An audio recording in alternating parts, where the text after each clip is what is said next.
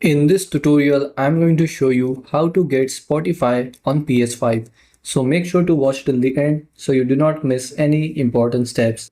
And if you are looking for discounts on PS5 games and accessories, you can check out the links in the description below. So without any further ado, let's get started. So first, go to Media and then go to the search icon, press X, and in the search bar, search for Spotify.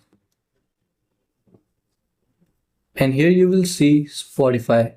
Go on Spotify, press X, go on the download button, press X, and wait for it to download.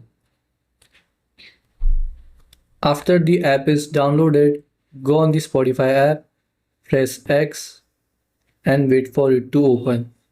So it will take few seconds to minute for first time when it opens.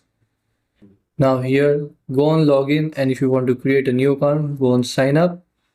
And this is how you can get Spotify on PS5. Thanks for watching.